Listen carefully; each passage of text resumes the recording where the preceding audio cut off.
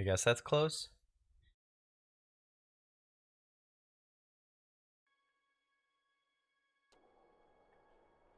Okay. Hmm? They'll never know I'm here. Shit. Older robbed man. Four figures stand before an otherworldly apparatus, an ancient structure of chiseled adra and metallic veins, ominous and looming like a silent observer. Standing motionless in their midst is what appears to be a human body, colorless as stone or ash. The other figures gaze upon it with might be contemplation. From your vantage point, you are well obscured from their view. Nice. The figure closest to the machine stands out amongst them. A thick gray beard frames a face otherwise hidden beneath a metallic mask. His faded robes are embroidered with a runic language unlike anything you have seen, and he wears a strange black headdress with two protrusions that jut out like wings of some malevolent creature. Why do all the bad guys always have cool, like, helmets? Oathbinder, bear witness, and see this man has kept his word true to his last breath, full to his blood's last drop. Guide his soul, queen that was, and regard it among your favored. Let his life by the key be his confession. Let his death by the key be his absolution. May he walk the world ever free of the crushing weight of the book. Your brother has done his part, and you have seen the power of his contribution. I will accept no further hesitation from the rest of you. In the sight of the queen that was, will you fulfill the oath? Will you take your place beside your brother in the endless esteem of her memory that is without flaw? Step forth, and be assured of the great worth of your life's course. Sounds like religious fanatics.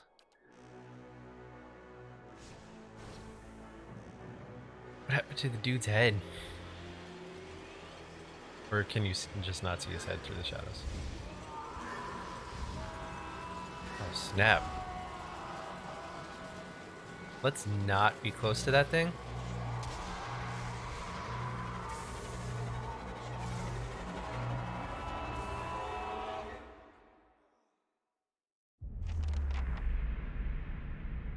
For an instant, the apparatus goes quiet and the air is still. Then, all at once, it erupts with a concussive surge. Light floods your vision and you are knocked to the ground.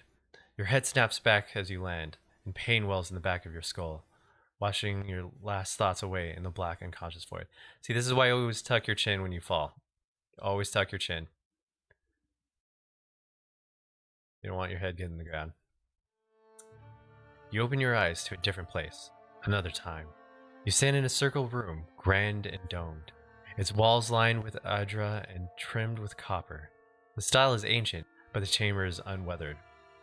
At the far end of a great pillar of adra pierces the floor from below, its shimmering textures giving the illusion of boundless depths. Encircling the pillar is an apparatus much like the one you have just seen, but immense and multifaceted and intertwined. There's a lot of run-on sentences here. You're only supposed to use and once. Or you just use commas instead. I mean, like, your thoughts are yours and not yours, and they seem to exist before you think them, and they are all questions. Pressing questions, troubling questions, questions that must be answered or... At the base of the pillar now, you see a man with a thick gray beard in a ceremonial robe, crowned with a strange ornamental headdress. You know this man. You are walking towards him now at a pace that is hurried, while trying not to appear so. You have something you want to ask him, one question above all, and the question spins madly in your mind.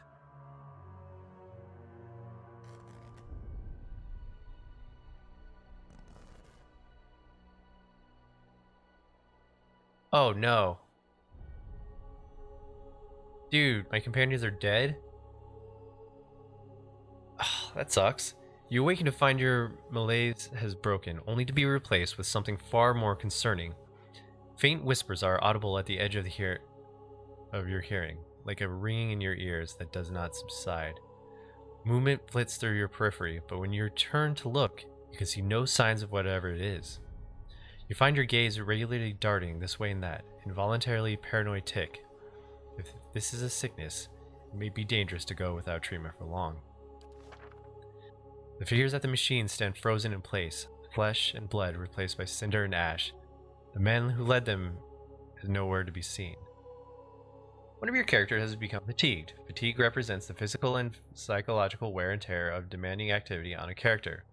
It is most commonly received as an injury when a character is knocked out, but some scripted interactions will also result in fatigue, if they are especially grueling. Fatigue goes through multiple stages, initially inflicting minor penalties but growing in severity over time. Resting is the easiest way to remove the effects of fatigue, though some consumables can also remove fatigue. Huden and Kaliska lie bloody on an uneven cobbles, their bodies twisted unnaturally in death. You are alone, and far from help. Gilded Veil may be your best hope of receiving treatment before things get worse. Dude, that blows.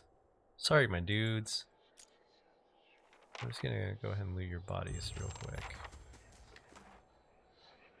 And push some minor regeneration, I some best shed some lockpicks. gear. What was that? Okay,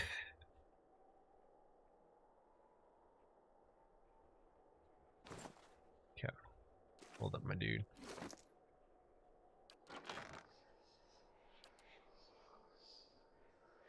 Oh, okay, so we have a stash where we can put stuff. Can I use this? Speed is slow, it's two-handed. I'd rather use a crossbow. I'll have both. We'll try them out. Oh wow, you can have 4 setups. Well, eventually. Quick items, minor regeneration. Okay, so you can heal outside.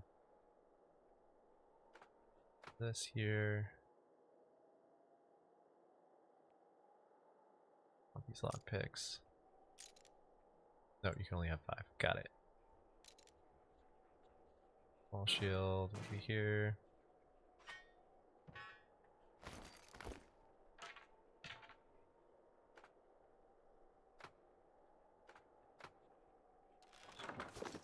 So there is crafting in this game, which is cool. I'm grabbing all the loot if I can.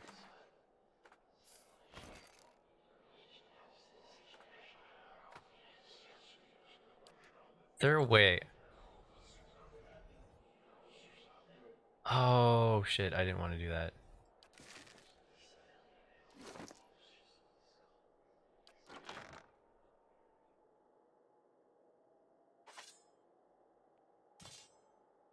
Is there like a... There it is. Shift click.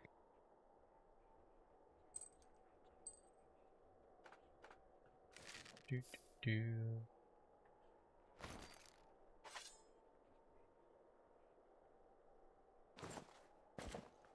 Okay.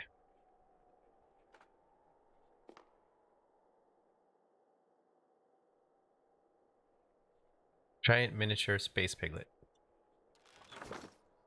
Oh, you get pets. I want the space piglet.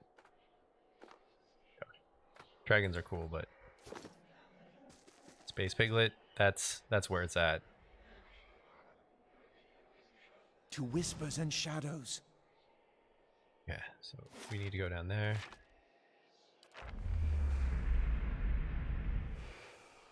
What?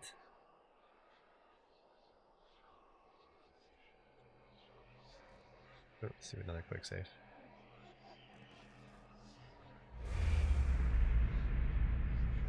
What the hell? Jesus? Oh? Is that you?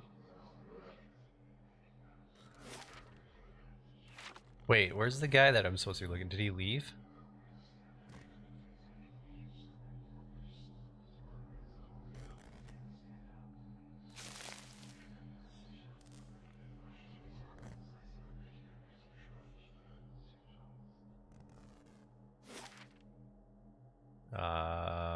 I guess? Well, I have to go to Valewood. It'll take you 6 hours to journey to Valewood. Hold on.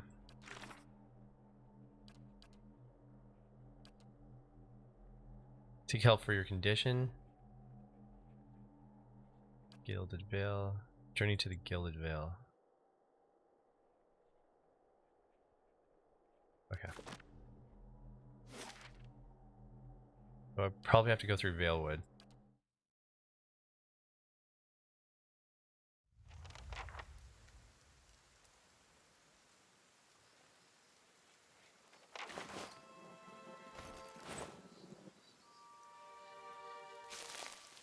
Okay, so I'm tired. Can I camp here? Camping allows your party members to restore lost health and camping bonus. Camping will consume camping supplies. Rest.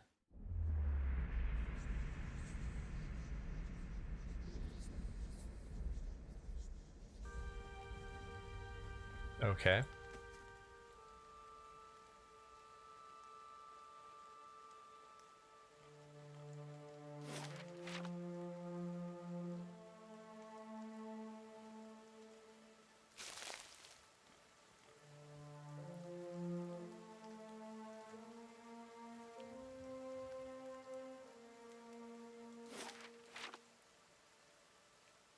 Oh, is this? Oh, wait, did I level? I did.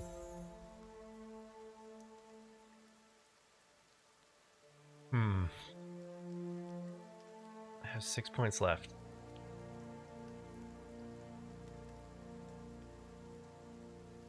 Damage reduction, bonus, athletics. Yeah, I'm not gonna be that athletic.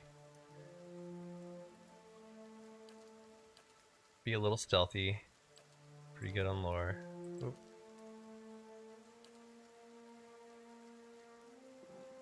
Alright.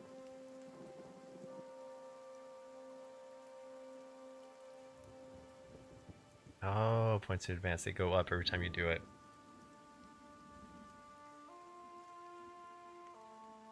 I'll survive with 1 health.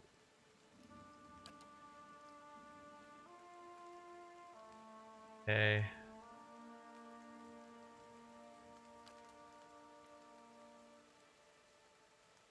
Soul shock.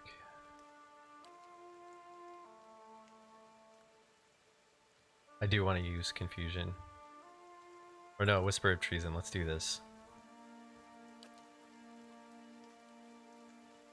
Okay, so I get a class talent. Cypher Soul Whip bites deeper, grants a bonus to damage. Modify Soul Whip plus 20 melee, plus 20 range damage.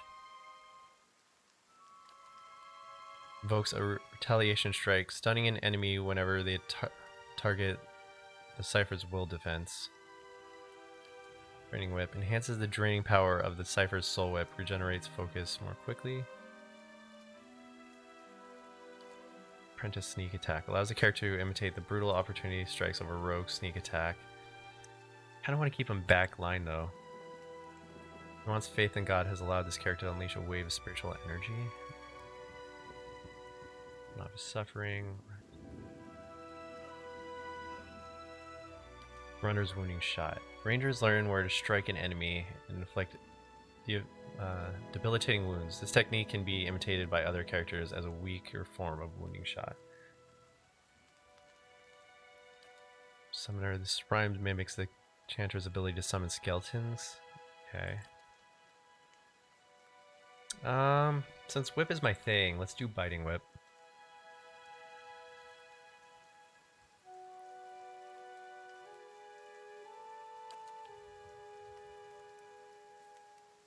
Okay.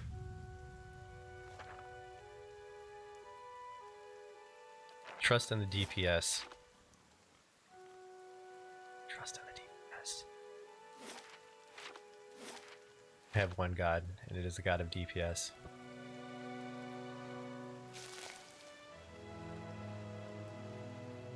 All other gods are false.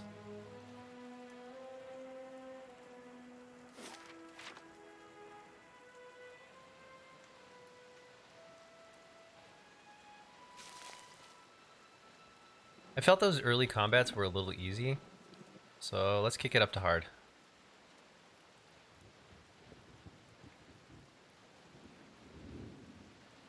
Okay. I might die a little more, but that is a risk I am willing to take. You kind of want to take. Otherwise, the RPGs are just like a story walkthrough, and I mean, I don't mind the good stories of CRPGs. I really don't. But I also like the challenge of it. Building parties, making them strong. Or at least, like, survivable. Oh shit. I think I want to do this. There's no way I'm going to survive this on my own, right?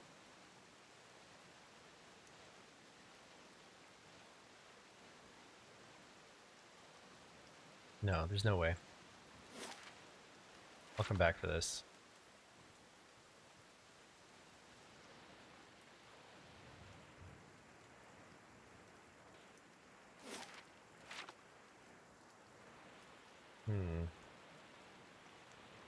Shattered pieces of crates are strewn across the dirt along a few muddy vegetables. Kind of want to go find party members and then come back. Looks like I'm seeing ghosts too. Grass is still flattened behind the wagon's wheel. Barrels of cabbage, potatoes, and squash have been overturned and abandoned.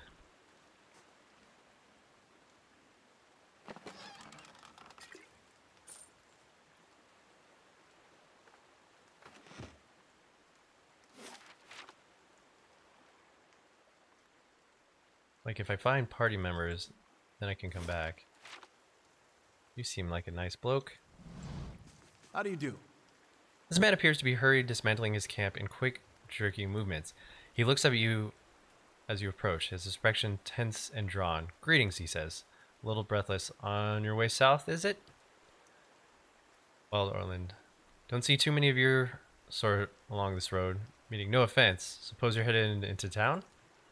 He wipes his brow, turning to face you. The sooner you're clear of the woods, the better, I think. Our caravan was attacked. I've been trying to get to the Gilded Vale. Hard luck, and I'm sorry to hear it.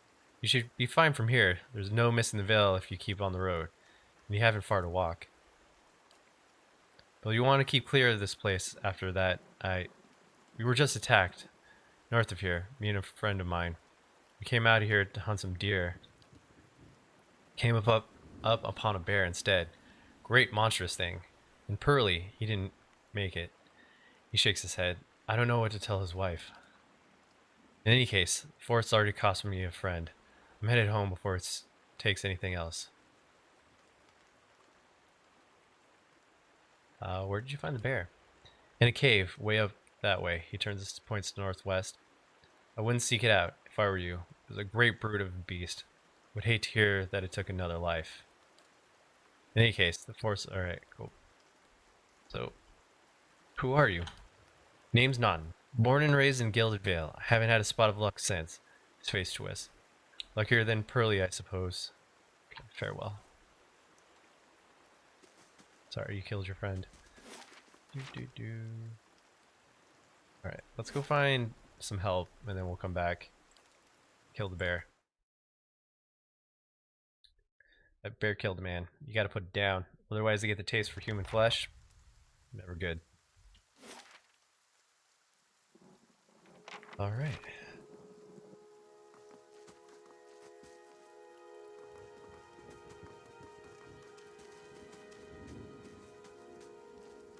Oh, snap.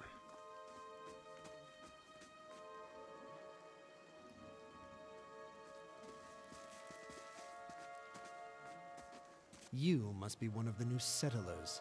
Welcome to Gilded Vale. You'll be pleased to know that we've had some recent vacancies here. He glances at the gnarled leafless monstrosity of tree next to him. Do you welcome everyone this way? The only answer you hear is the buzzing of flies from the tree. Of course, we'll need to make some inquiries first. The inestimable Lord Radric VII has taken great pains to insulate our town from Widewind's legacy. Have you ever sired a Hollowborn child? What are you talking about? An infant born without a soul, of course. Lord Raderick has made it his first priority to eliminate this scourge from our village. How would you know? I should warn you, stranger. Here in Gilded Vale, we have a special place for dissidents, charlatans, and those who would hide a curse in our midst. He steps to the side and inclines his head ever so slightly towards the deformed tree. His lordship's wife is with child and due any day now. Without his approval, I shan't be able to find you a permanent settlement. It will have to wait until after the birth. We can continue our interview then, after the bell tolls from Radrick's hold to signal my lord's new heir. In the meantime, you can find temporary accommodations at the inn just southwest of here.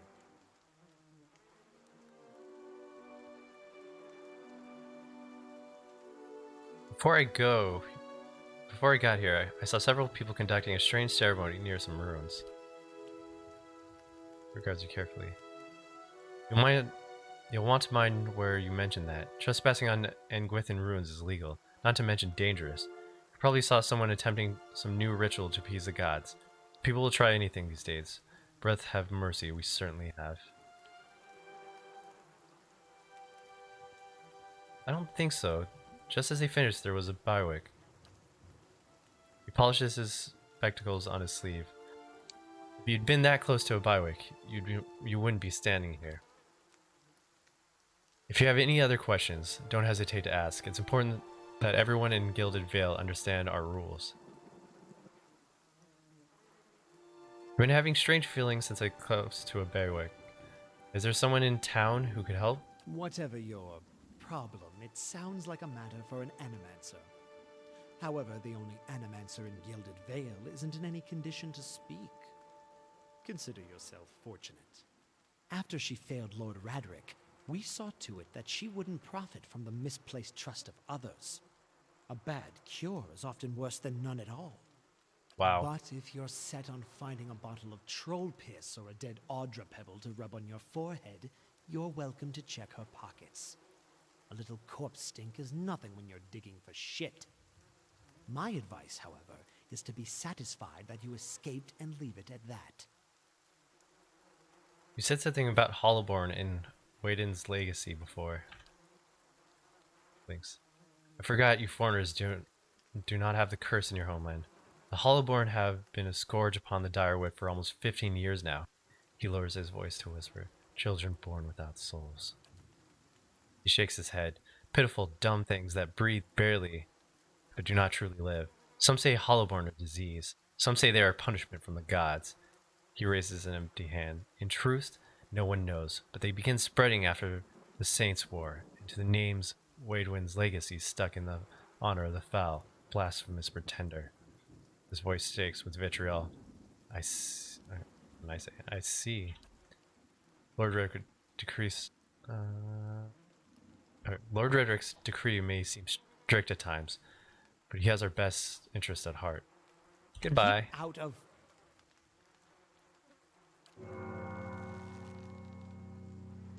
Oh, that was the bell I was waiting Listen. for. That means I can get a new home. Let that I think be I would the want to live here, last. though. 3. Gods have mercy.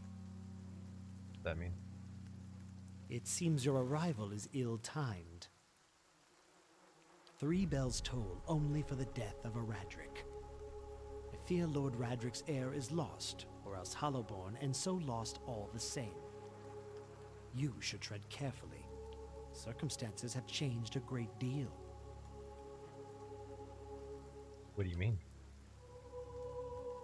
Come to us at a time of mourning. The legacy has been struck at the heart of Gilded Vale. Our efforts to redeem ourselves in the Eye of Bareth must be redoubled.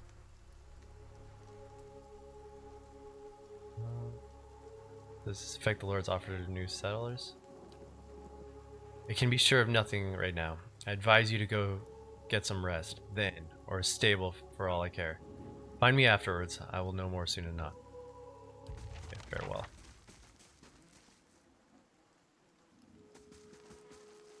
I'm going to take up his offer to look for that thing. Scattered between the roots are bracelets of twine and bead, pulsing flowers and notes of half a race by rains.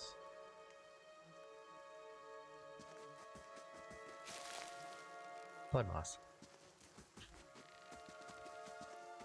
Were you looking for someone in that tree? I could introduce you. Looking for anyone who can help me feel better. He gives an understanding nod and takes a long drag from his pipe. My condolences. He exhales and turns his attention away, watching the village around him.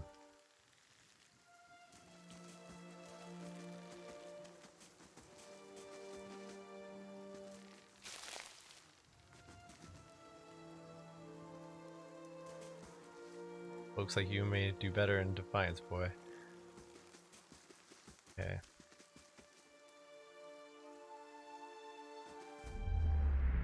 As you near, you feel vibrant history contain the essence in the man's soul. His voice from its past seems to call out to you. Reach out for the soul.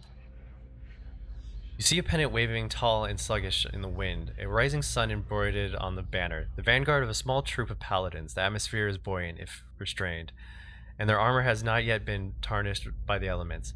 The expedition is fresh, young, filled with zest and zeal, and their heads stand in a at their head stands a commander, awkward in full armor, but determined in step. Despite the excitement of the fellows, he does not smile. There's a twist in his mouth. His countenance grim. He throws up a hand, halting his troops. Silence falls among them, revealing a dark thunder, deep and low. He orders them to ready their weapons and spread out. Eyes dart from horizon to horizon, necks twisting to see the source of the sound. In the distance, dust and lightning rise from the ground as Stygian cloud race towards them, overhead. The soldiers stand, only the staccato movement of their breaths betraying their nerves. The commander closes his eyes, calling blessing down on his troops. Invigorated, invincible, they wait as the enemy draws close, poised to attack. Interesting. So, hi. Blacksmith, Negro's house, windmill, loft, Blackhound. To the inn. Where else do you start an adventure?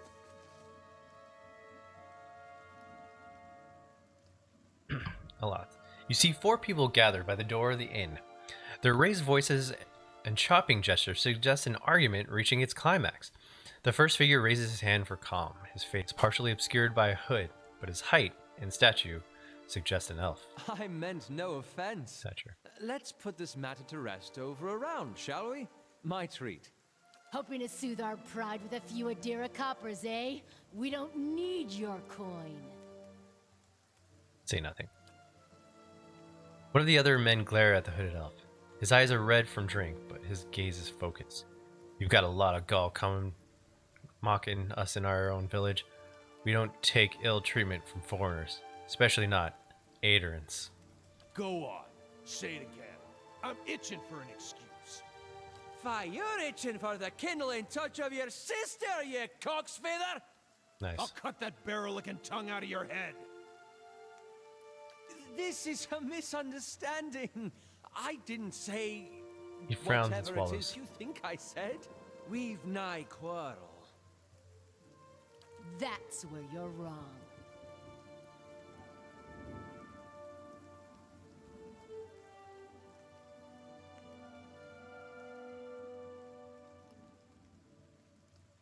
Back down, all of you. This is absurd. No one gives us foreigner. The squint at you through blurry eyes. Sounds suspiciously like you're defending him. I don't know. Oh, snap. They're gonna attack me? Help elf. Can I do stealth now? I can't. Okay.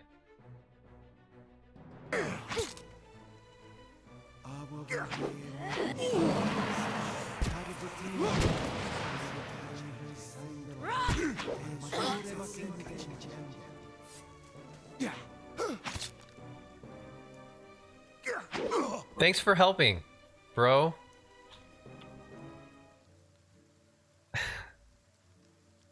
As the last of the attackers falls, the elf returns to you. The tension almost gone from the smooth face. Not quite how I hoped to get to know the neighbors. Thank you for your timely assistance with that awkward situation.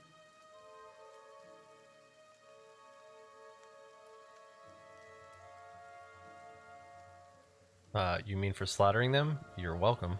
Well, that is one way of putting it. He strains his hood, and you note the remains of fraying embroidering on his glove. His boots are caked with dirt of many months' travel, but the leatherwork beneath it is sturdy and fine. Well, I suppose introductions are in order after that little fiasco. Aloth Corvusser, at your service. How did you manage to get stuck out here? He laughs uncomfortably. That is something of a long story. I'm a wizard by training, and an adventurer by necessity. I was born in the Seathwood, part of the mainland of the Adir Empire, and both of my parents served the nobility, which afforded me an education for which I am grateful. However, there were no open positions in those houses, and so I decided to seek new means in a new land. And how exactly did you come to be here? I was traveling with a caravan, but we were separated near some ruins. In Gwithan Ruins? Oh, those can be dangerous places during the best of times, which these are not. And half the locals would arrest you for trespassing, and the rest would kill you outright. I'm curious, what exactly did you find there?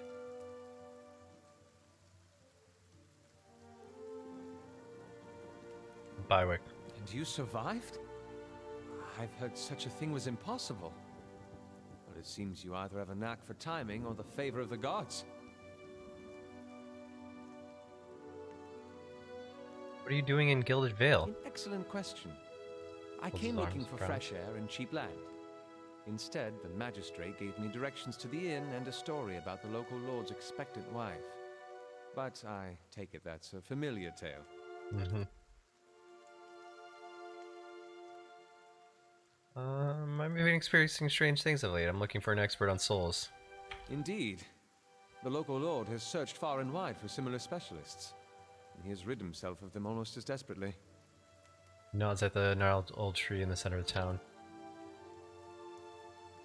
Starting glance takes in the tumbled down buildings and follow rock-strewn fields. I expect that such expertise would be best sought elsewhere. Just how did you manage to crush those three drunks? I'm afraid that was a matter of misunderstandings and mistranslations. It doesn't help that people in these parts remember their war with Adir like it was yesterday. You did tell that man to go fuck his sister. That. He clears his throat and adjusts his sleeves. As I tried to tell them, they misheard me, happened all too easily after a few pints. And the accent doesn't help. I heard the same thing. For just a moment, he looks as if he's about to say something else. His expression brightens with mischief, but before he can speak, he forces a tight smile, biting his lips so hard you expect to see blood. Finally, his face relaxes and he shakes his head. I should speak more clearly next time. My apologies. So yeah, he definitely told him to go fornicate with his sister. You don't exactly look like a settler. Begging your pardon, but neither do you. Fair. Yet, circumstances can find a person in the strangest of places. I should get going. As should I, given recent events. It's just as well. I've had enough of the watered wine and lumpy beds at the inn. They say even the owner tired of the place. Just up and left one day. It explains quite a lot about the upkeep. Perhaps I could join you. I could use a change of scenery, and I find it's better to travel in numbers. Alright, so do I. Let's go then. Excellent. I shall follow you. Yes, you will. But from the Are front. you sure? Well, I mean, what did... Oh, no, you're a back ranged guy, too. I don't know what you are. Hold on. Yes, we're canceling. Hold up. What are you, my friend?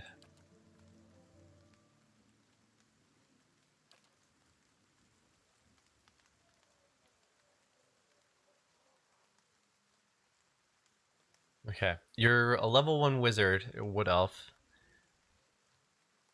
High in dexterity, high in intelligence. Really high in lore. Mechanical skill and everything else is low.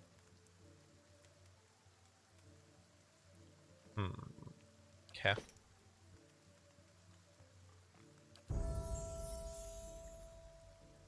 So let's just keep the lore thing going.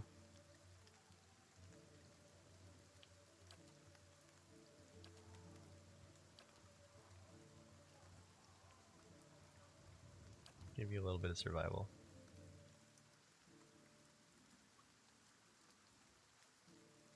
Okay, unused points will carry to the next level.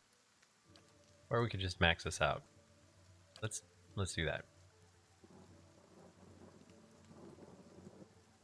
Ghost blades, fleeting feet, concealed, parasite staff, chill fog. Chill fog view. Calls blinding white ice fog into existence, inflicting blindness and freezing damage over time. We have blindness. Eldritch aim grants the caster otherworldly sight, resulting in preternatural occurrence of short period. Ghost blades calls a field of unearthly blades into existence, inflicting immediate pierce damage and hobbled affliction on targets. Yeah, let's do this. But I want to look at this other stuff. Jolting. I'm gonna quick read the rest of these real quick. Freezes, does damage to target, reduce accuracy. Skin. Pass the ground, stick oil. Oh, slicken. Inflicts knockdown on anyone in the area. Surrounds the caster with a shield of spirit energy, granting an increase in damage reduction and a concentration bonus. Quick strike of crushing force, dealing little damage but having a high chance of disrupting enemy spellcasting. Let's do this right now because I want to. The hobbled seems important. Could be important. A veil, a conjuration, protective shield of magic, dramatically boosting the wizard's deflection. Grimoire slam allows the wizard to smash an enemy with a grimoire, energizing with spiritual energy, causing large damage and knocking the target back. Let's do that. Let's check this. Generates a blast on the target when using a wand, rod, or scepter, doing a modest amount of damage to all enemies in a small area around the target. Those are both good. Let's go with this one though.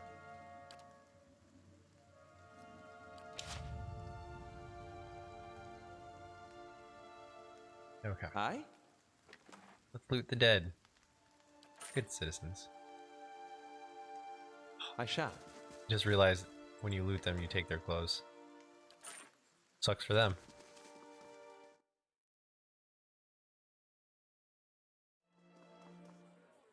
Okay. Good news. Good to see new faces. Feels like the village is getting smaller by the day. That's probably because you hang everyone on the tree. But some kind of brown slop is congealing in the dish. It smells burnt. Hello. Oh, greetings and welcome to the Black Hound Inn. The innkeeper bows her head curtly. Please sit where you like. Would you like a drink or a room? We have 2 available at the moment. I'm afraid we can't offer much by way of good meal today, unless you're fond of cold porridge. I am not. I could use some reliable help. Do you know of anyone looking for work? Well, I wouldn't say I can speak from experience, but we do have a certain sorts coming by looking for work from time to time. If you want to hire someone, I'd be happy to send them your way. Let me see what I have to work with. Level 1 adventure. It's 250 copper. Oh, I could create my own characters. Let's do it. Hold up. Welcome.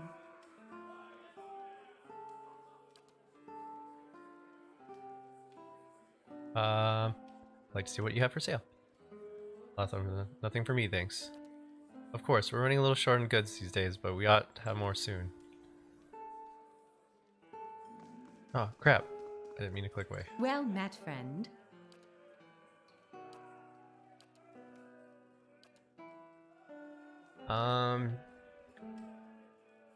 Does it matter how much I sell?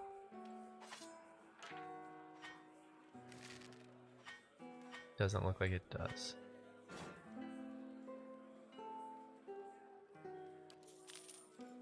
Okay, so the economy can be super broken.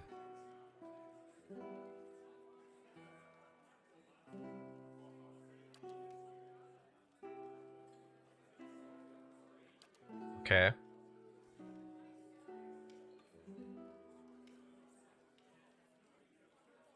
Sergeant, are you still around? Now I mentioned your name. I need a name for this character.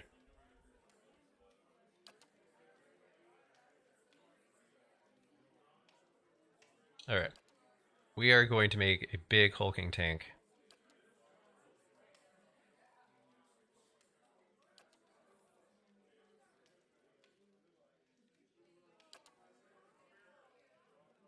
Doing this because my other guy needs a tank. Okay, viewed as warlike race, the coastal Amora live in a mainland region along the coast of northern hemisphere lands they conquered by pushing 13 meadow folk, Natland savanna folk, and Orland communities out. Their culture is more centralized urban than their islands cousins, though both groups are involved in seafaring. Coastal Amo are very rare in Direwood, but those do not make the journey usually do so as mercenary bodyguards or soldiers. Towering physique, coastal Amora gain bonus to defend against prone and stun effects.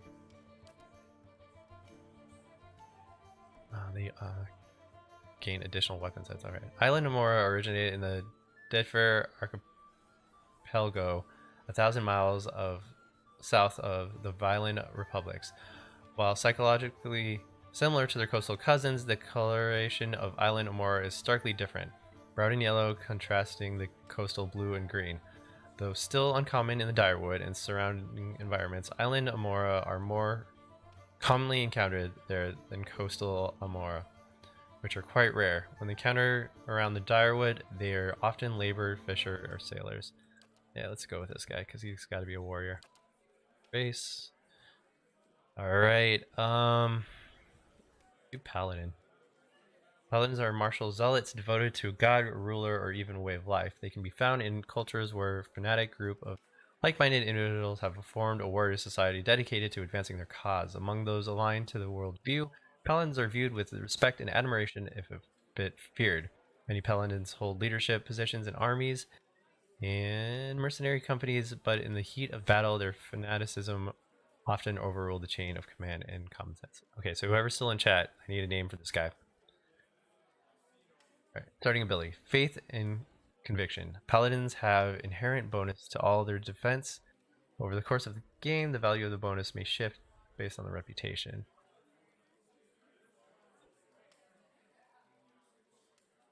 We want to do Paladin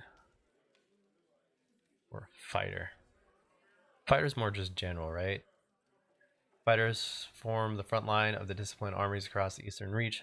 Though they are most commonly found in cultural with organization martial status, fighters can also be countered by mercenary bodyguards and other types of sellswords. The common element in a unified fighter is their heavy focus on endurance and melee.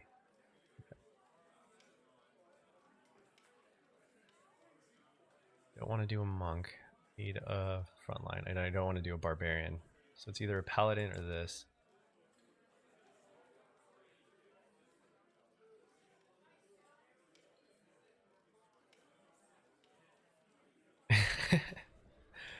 I'm not going with Butt Stallion. That's a terrible name.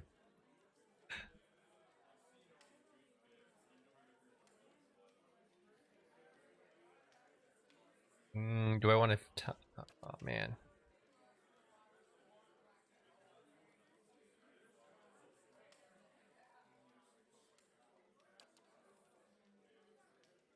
I think big paladins have inherent bonus to all their defenses over the course of the game. The value of the bonus may shift depending. Gets 2 athletics. This is 1 athletics, lower survival. Let's do paladin.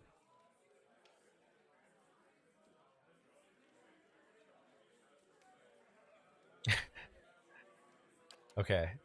It's fine if you're bad with names. Okay. Bleak Walkers.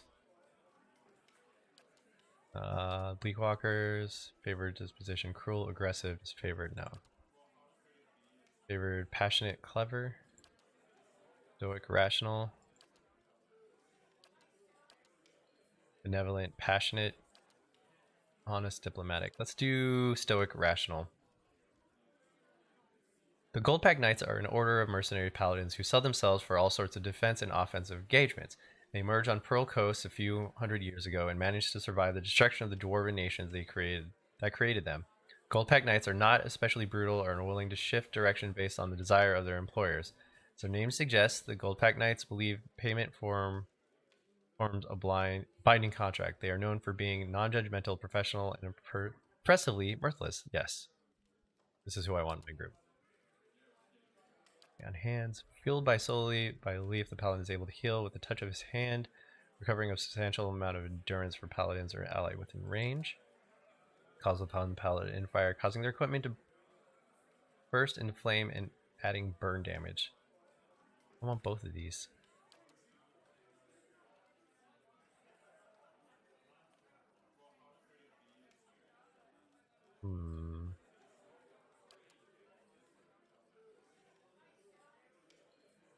Let's do lay on hands for now, just so we know we have a heal. Although I feel like we're going to get a heal. Alright, so lots of resolve.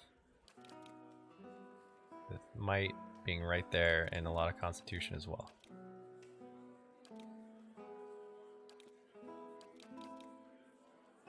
That seems fair.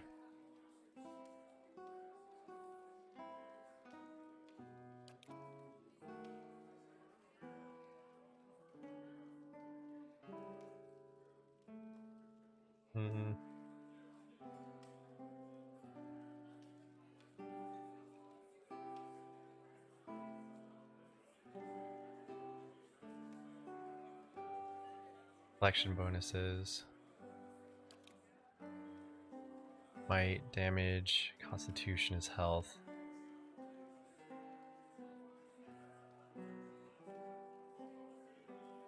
Okay.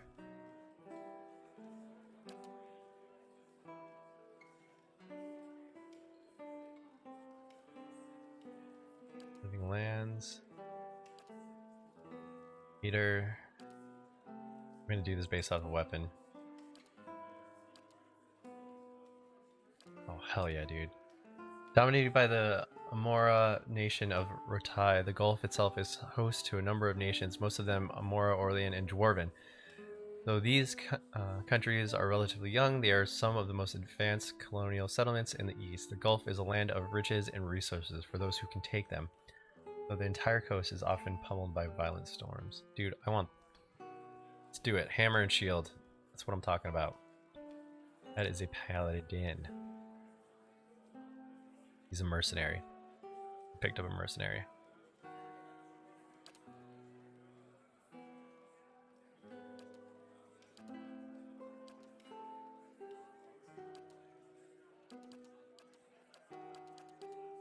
There are a lot more. Okay.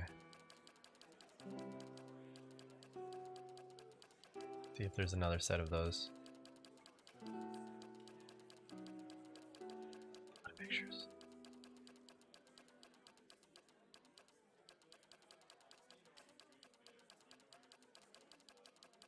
These are all the female variants.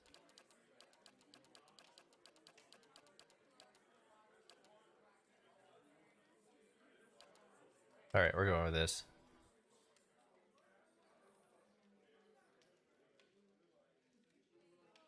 Dude, Warhammers are always good times.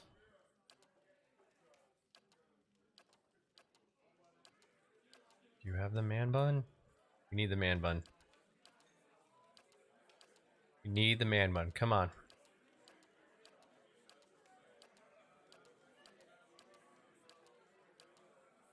Oh, no man bun. We'll go with the dreads.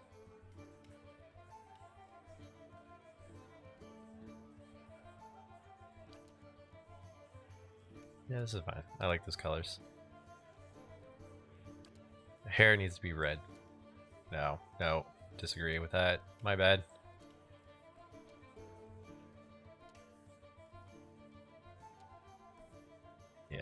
go. Brown's fine.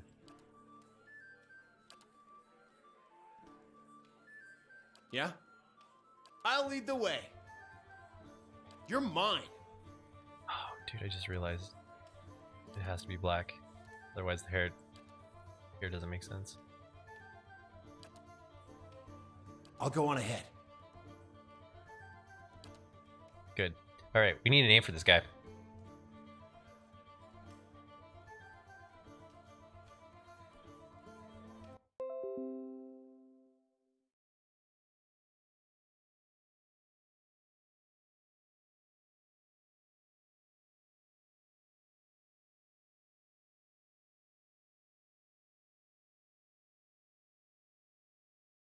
Calling him Sully.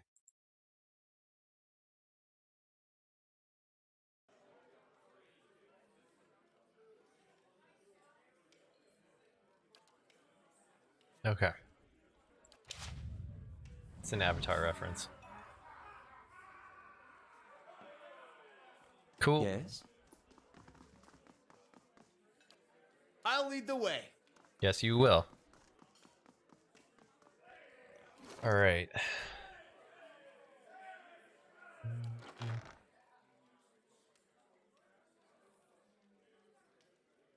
So it's going to be large shields and hammers are his dig. Or halbergs. Boom.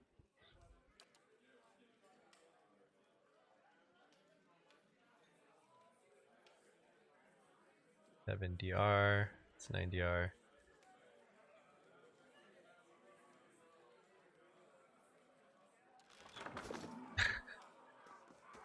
Not a problem. You took too long, man. I gave you a lot of Greetings. time to work through that.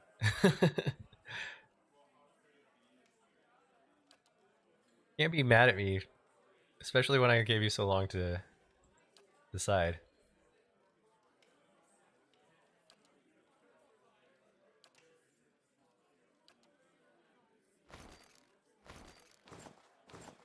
Sell a little of this stuff. I see why they limit stash now. Otherwise, it's kind of broken. That's okay.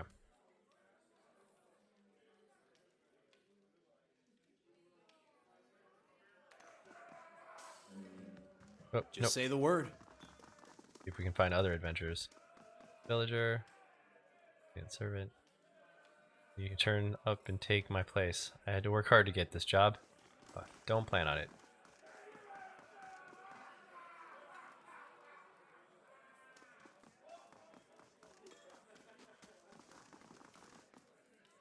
Weird.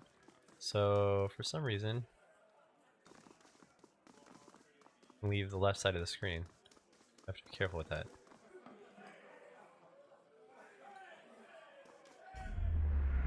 As you near, you feel vibrant history containing the essence of this man's soul. Voices from his past seem to call out to you, reach for his soul. Strom Brightblade. You see a group of young men standing around makeshift practice targets. This man stands in the middle of them, explaining the construction of the use of the bow. He holds it up, pointing out each part as he speaks about it and what it does, and then walks away from the target, telling them to remain where they are, and takes his place about 200 feet away. He carefully lines up his shot, explaining what he is doing as he does it. He lets the arrow fly. It hits the target dead center. Much to the surprise and delight of the boys near it. He smiles, walking towards the boys, talking about proper stance and how to most effectively hold a bow. Noise comes from the trees lying near the practice venue, and he stops. Scanning the woods, blue eye squinting against them, a shadow moves, making its way through the forest behind them. He draws an arrow and lines up the shot, carefully tracking the motion of the hidden creature. Loosing the arrow, he wastes no time in quickly grabbing another. The boys spin, watching the arrow fly into the forest. Immediately lost among the trees. There's a sudden explosive movement in the undergrowth. A deer erupts from the tree line, running across the edge of the clearing. The boys laugh, turning to joke with the man about his lousy shot. They stop talking, seeing him holding the bow and leading the deer with a knocked arrow. They drop to the ground as he loosens the last arrow, which flies true and strikes the deer right behind his shoulder, piercing his heart and lung and dropping it dead almost immediately. The boys stare at the deer for a few seconds and slowly turn to the man newfoundly respect in their eyes. He smiles again and breathes a quick sigh of relief.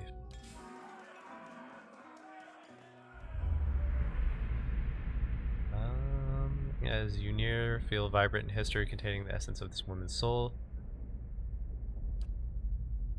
You see a woman emptying her satchel onto her bed, taking stock of her inventory. Potion, bandages, and tinctures and herbs are scattered throughout her room haphazardly. She bites her lip, head tilted to the side, considering. She begins to repack, one item after another, carefully, deliberately undercut by shaking hands. Each item has a clearly marked place, but no matter how she repacks it, she isn't satisfied. The shaking worsens as she empties it out once more, one hand held to her mouth.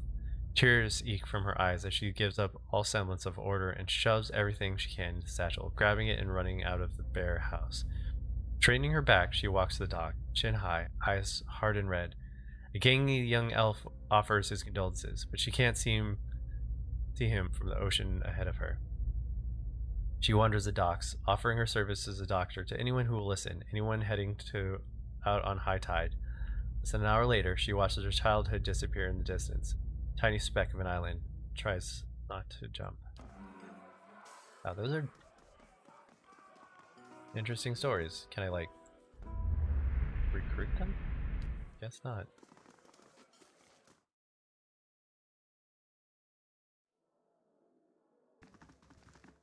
No, I get that now. Or just scatter and flee under the crates. I think I want to read all of these. Change Shaker, Scylla.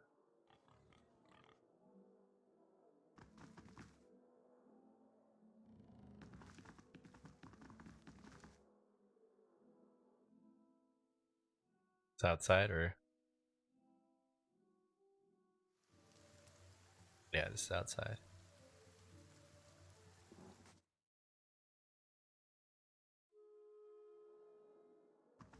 Maybe I should check on these guys, because these look like possible, Rians. Quick question. How may If I help? I sneak in here, Certainly. try to I steal. can get it to spill its secrets. It's done.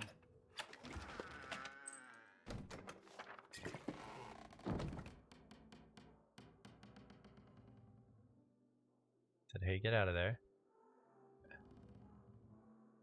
So apparently I was seen. Didn't really affect anything though. I can get it to spill its secrets. It's done. Nice.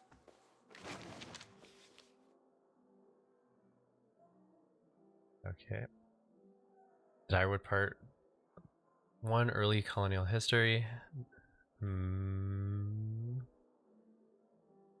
Another land has such wild and blood recent history, from colony to Palatinate Free Republic. The Dyewood has undergone trial by fire to emerge as a powerful force of the Eastern Reach. Dyewood's history actually begins in Ader 2601 AI. Ader explorers returned from a journey across the ocean with tales of the treasure they'd found. They discovered countless ruins scattered through the forest, as well as plains of the north of the trees that would be perfect for growing forests. There was a problem, however. The locals were hostile and there were potential for conflict. For Conan of Adar, knew this was too good an opportunity to pass up and sent more explorers to scout. Okay. Guards, blah blah blah, aliens. With population of the area growing, an official government structure was established by the Conan. He appointed several earls to preside over the land and assigned them thanes to help run their territories, and they called the Du Grefram the Drywood. The Drywood formed the center for the Imperial Guard, but the settlement of the Pearlwood Gulf, New Dunrid, was the true seat of power for the area. Sitting on the edge of the ocean, forests, fertile farmlands, and river that runs from the coast of the White March, settlers flocked to the area, hoping to establish names for themselves. Ager began to spread across the land. Okay. I will collect that anyways.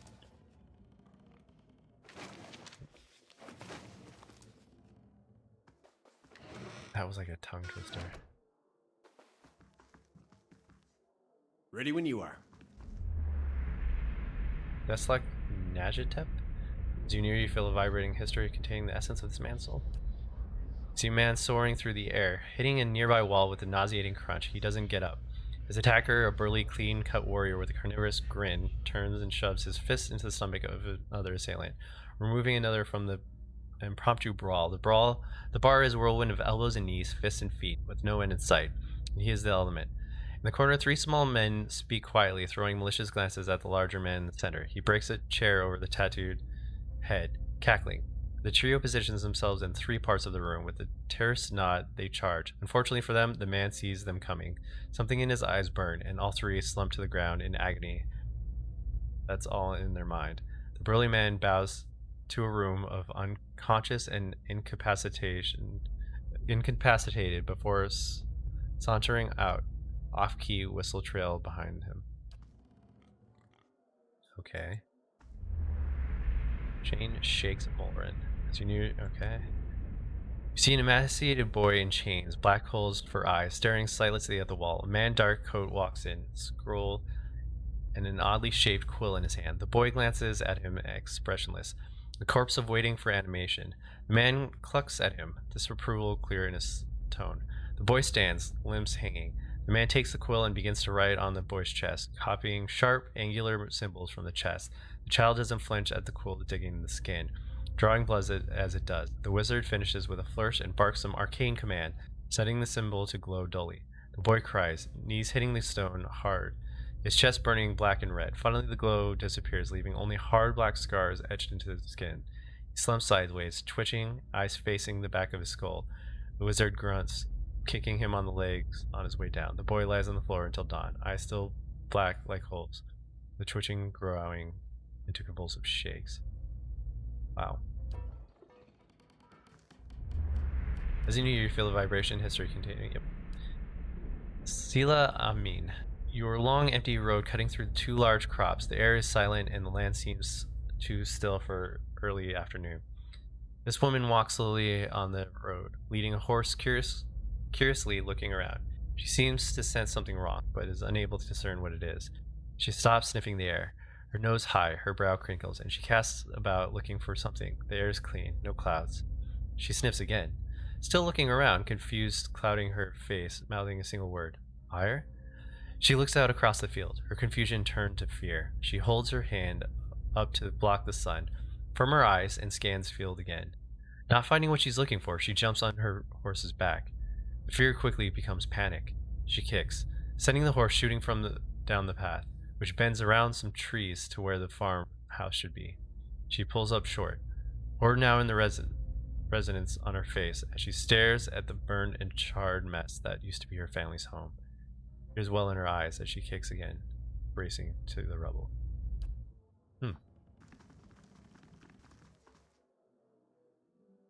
I'm wondering if these are people that I can recruit. Crammed behind the books is a drawing that shows Athos and Lord Redrick in a compromised position. Nice.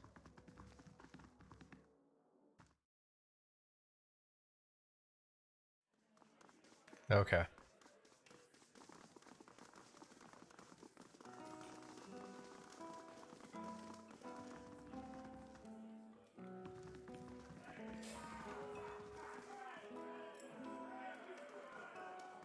Spoons hanging by the fire, coated in brownish gunk. Oh, you don't need to seal. Not from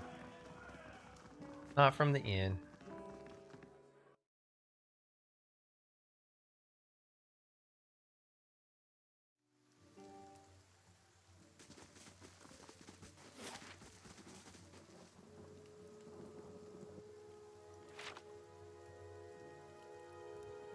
Go to Opera's house, see what's over here.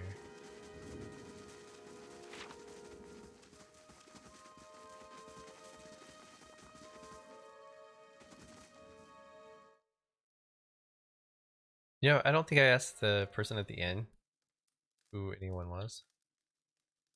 Afra. A Dyerwood woman is standing in the front of the fireplace, hammering in quiet to herself, or perhaps her unborn child, for she is clearly quite pregnant. She turns her head slightly as you enter. Well met, friend.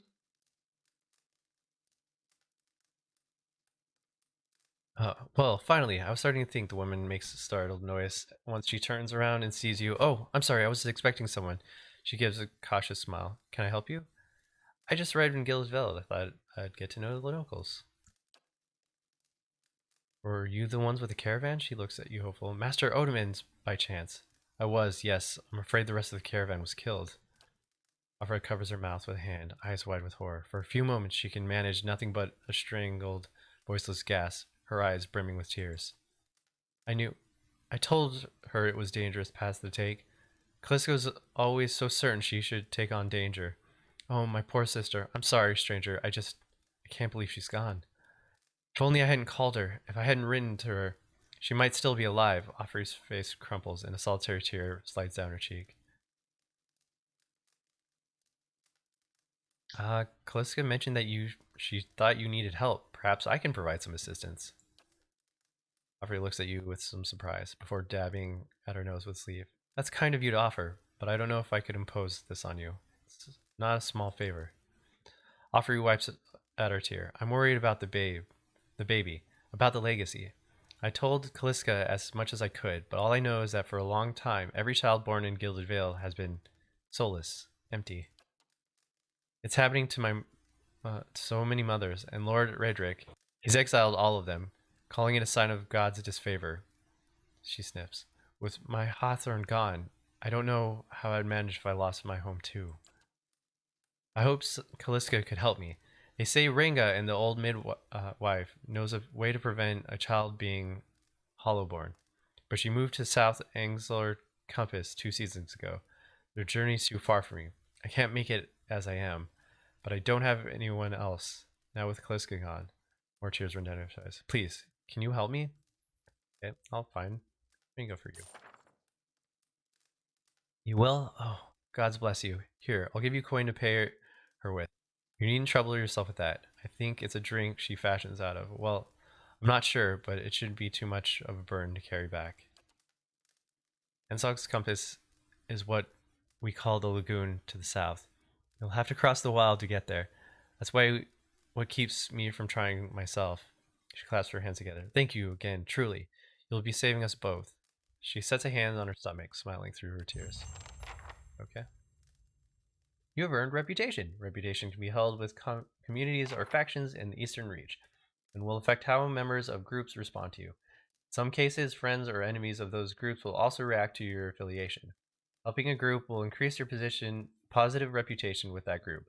Harming a group will increase your negative reputation. It's possible to have a mix of positive and negative reputation with a group if you help and harm them in equal measure. Okay.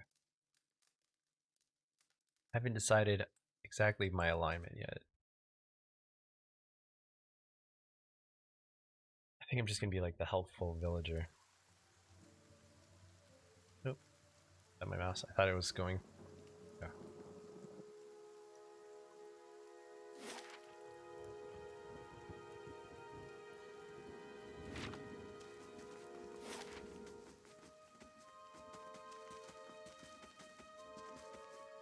I'm gonna look for quests around here.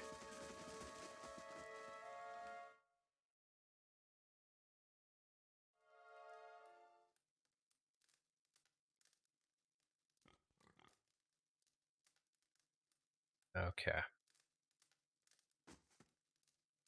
Girl, this man and woman appear to have been deeply in a deep conversation, working at closing two bulging satchels. They move to embrace until the woman notices your approach and pauses, her smile faltering a Good little. day, stranger. Can we help you? She looks to her companion, brows furrowed with confusion. Do you know this man, Nan? Non-cops. Yes, I think we met in Valewood. I warned him about the bear. He inclined his head. Glad to see you made it. Is there something else you wanted? You two are in good spirits for people who just lost a friend. That's unkind of you to say. I'm grieving my husband in my fashion. I'm only sorry I could not convince him to leave Gilded Vale before this happened. I'm relieved to be rid of this terrible place, that's all. It cost me the greatest part of my life. Now my husband, and I'm glad to be free of it. You two seem to be in a hurry. Yes, imagine so, Ingrid laughs. We're packing for a trip, actually. I've been meaning to visit Defiance Bay. She looks at Naunton. Well, in truth, I think I've had my fill of this town. Naunton reaches to take her hand. It's time for new scenery, he says. Is there anything you can tell me about Gilded Vale? Ingrid smiles. Only that you'll want to be moving on as soon as you can. You'll have seen the tree, I imagine, but the rot goes deeper. If you were looking for work, I'd say have a better chance of it elsewhere. So we're headed to Defiance Bay. Interesting.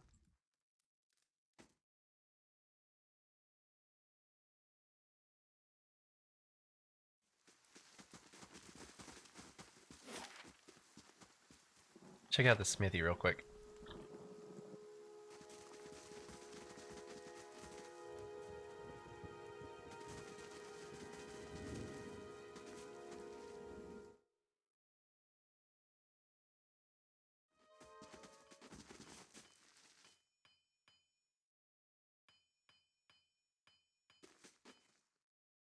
The almond man is of impressive build, towering above the countertop. His skin is dusk blue of the deep ocean, and his thick arms boast cortic muscle. Small ears frame a square jaw, face coated in smeared soot, and arcing black tattoos like. He offers a broad smile. Welcome. You're the first new face I've seen in quite some time. What can I do for you? What do you have here? You've come to a strange time, I'm afraid. The stock's not what it used to be, but we're fine weapons and armor to offer yet. All forged right here at the Black Hammer. What happened? We just don't have the supplies. We've been expecting delivery for near on a week now and haven't seen a sign of it. Have to expect they were hit by bandits. The road out east is crawling with them. Or my workers ran off with the wagon themselves, maybe, to make some coin. Tanaru snorts, as if that lot would dare. He's right about the bandits. Dire situation in the village like this and the exodus to the cities has created far too many opportunities for unscrupulous sorts. That news scratches his jaw. If you happen to be headed that way, maybe you could keep an eye out for supply wagon, or my shipment at least. They'd be cutting through the Black Meadow, I expect. Only good road for it. As it is, most of our weapons go to His Grace, Lord Redrick. Hatnu glances at the nearby guard, and that's as it should be. But it doesn't leave much for outside. We just don't have the iron. I'll find your supplies. Then you have my thanks.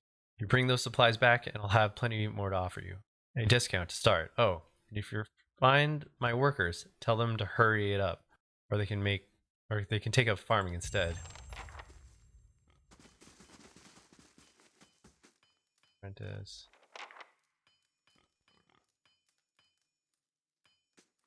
If I'm in fast forward mode, it goes all the way fast forward.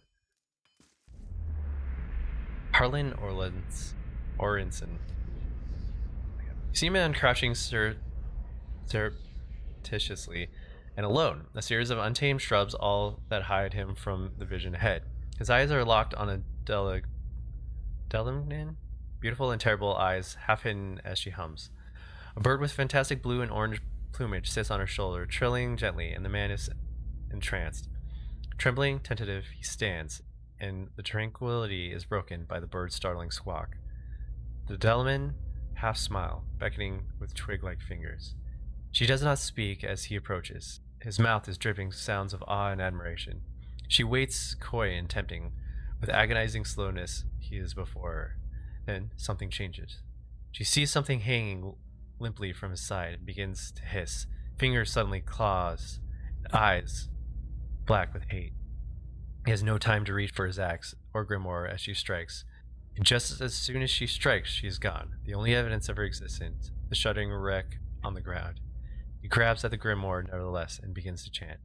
But the words of magical language of his own imagining, scribbled in a maniac's shorthand, rings hollow, and the silence continues unabated. He turns and shrugs at someone or something, but if there's something there, you don't see it.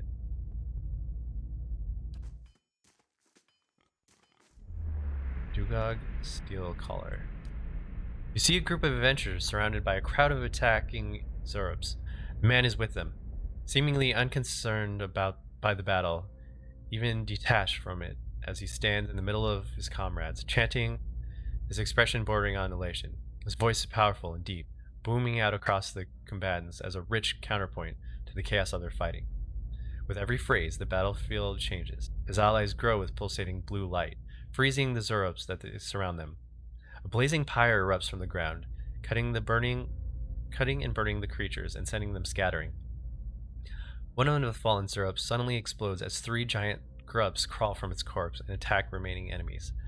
The man continues to chant, thoroughly enthralled in the joy of the moment.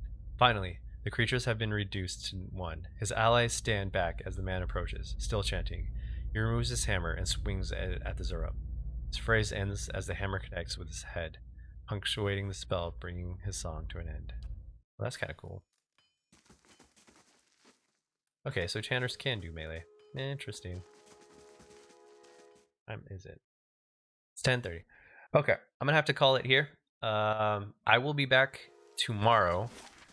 First thing we're gonna do is go check out that spot that I skipped because I was afraid I didn't have a party. So we're gonna go back to Valewood, and then we'll start working our way to help the pregnant lady out. Let's get here.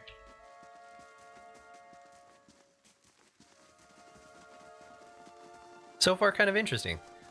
Don't know much of what's going on. The mechanics seem okay. Gonna be interested to see how this game goes.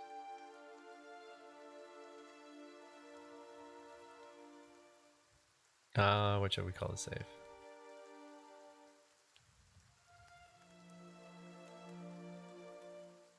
Please don't fail. Okay, cool. Thanks everyone for hanging out. I saw I had a couple lurkers. SUO, thanks for stopping by. Sergeant Nugget, thanks for hanging out as always. And I will, once again, like all of my other videos that I do, I will cut this up and put it on YouTube as soon as well, probably not as soon as I wake up tomorrow, but at some point during the day. But anyways, thanks everyone for hanging out. I'll see y'all tomorrow. Nice and quiet.